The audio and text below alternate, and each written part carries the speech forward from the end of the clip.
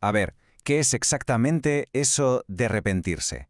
¿Es solo sentirse mal por algo y ya está? ¿O es algo muchísimo más profundo?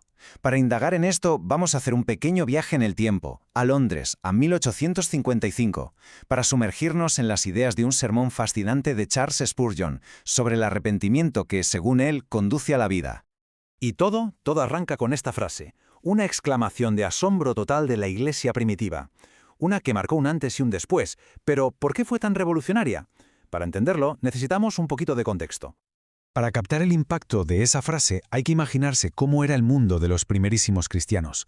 Había un muro invisible pero de acero, una creencia arraigadísima entre los cristianos que venían del judaísmo, que la salvación era, un tesoro exclusivo para ellos, para su pueblo. Pero ese muro empezó a temblar. No se cayó de golpe, sino que fue una cadena de acontecimientos. Primero, una visión divina que pone patas arriba todas las tradiciones de Pedro. Después, un sermón a un no judío, a un tal Cornelio, y toda su familia acaba recibiendo el Espíritu Santo. Imaginen el lío. Cuando los líderes en Jerusalén le piden explicaciones, el testimonio de Pedro los deja, de piedra, y no les queda otra que admitir lo impensable. Un momento. Que Dios también les ha concedido el arrepentimiento a ellos. Se acababa de abrir una puerta de par en par. Vale, con este contexto ya en la cabeza, llegamos al núcleo del análisis de Spurgeon. Y su método es, la verdad, brillante. Para entender qué es el arrepentimiento de verdad, primero nos va a enseñar todo lo que no es. Vamos a explorar esas sombras, esas falsificaciones. Aquí está la pregunta del millón. Spurgeon identifica varias imitaciones, arrepentimientos de pega, que pueden parecer muy reales, pero que en el fondo son solo un espejismo. Vamos a ver la primera. La primera imitación es el puro terror, como el que sintió el gobernador Félix. Temblores, una conmoción tremenda al oír hablar del juicio, claro que puede pasar, pero si lo único que mueve a alguien es el miedo a las consecuencias, eso no es arrepentimiento, es simplemente instinto de supervivencia. El caso del rey Agripa es súper interesante, porque aquí no hay miedo, sino afinidad. Por poco me persuades, le dice a Pablo, y ahí en ese por poco está toda la clave. Estar de acuerdo con un mensaje, incluso que te parezca admirable, no es lo mismo que comprometerse. Es quedarse en el umbral, a un solo paso, pero sin decidirse nunca a cruzar la puerta. Este es más sutil.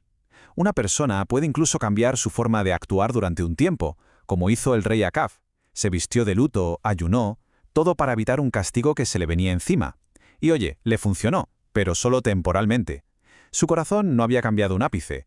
Su pena no era por el mal que había hecho, sino por el desastre a que le iba a caer. En cuanto pasó la amenaza, volvió a las andadas. Y quizás el ejemplo más trágico de todos es el de Judas. Hizo algo que a primera vista parece arrepentimiento, confesó su error y hasta devolvió el dinero. Pero sus acciones no nacieron de un dolor que busca construir, sino de una culpa y una desesperación tan aplastantes que lo llevaron a la autodestrucción. La agonía de la culpa no es lo mismo que el arrepentimiento que da vida. La diferencia, al final, es abismal. El arrepentimiento falso odia el castigo. El verdadero odia el pecado.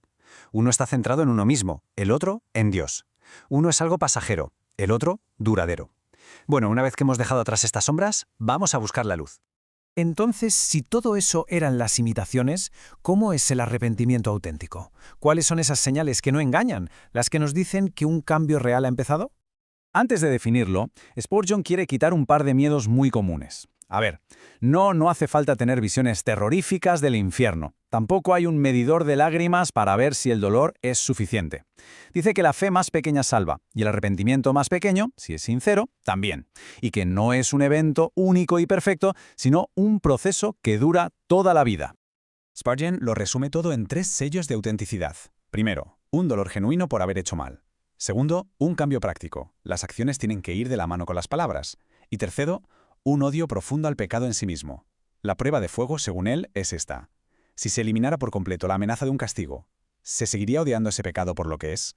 Y para que esto del cambio práctico quede clarísimo, Spurgeon cuenta esta anécdota. Un obrero, justo después de escuchar un sermón, se acerca al predicador y le dice: «Mire, tengo aquí una azada que robé. Le oí hablar del robo y tengo que ir a devolverla». Eso es, no solo sentir pena, sino actuar para arreglar el mal. Es el arrepentimiento en acción, puro y duro. Y todo esto nos lleva al punto final, el más teológico y profundo del sermón. Si el arrepentimiento es tan complicado, si hay tantas falsificaciones, ¿de dónde sale el de verdad? La respuesta de Spurgeon es, como poco, sorprendente.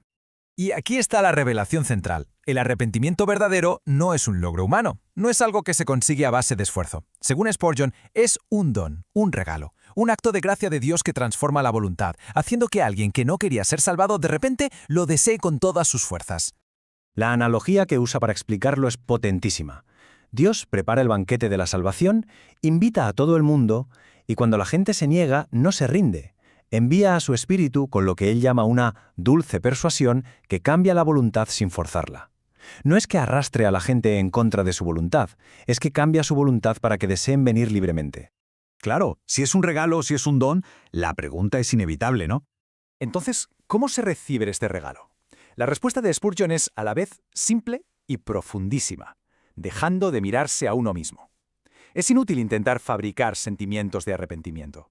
El único camino, insiste él, es mirar hacia la cruz. Es al contemplar el sacrificio de Cristo donde por obra del Espíritu nacen a la vez el arrepentimiento y la fe.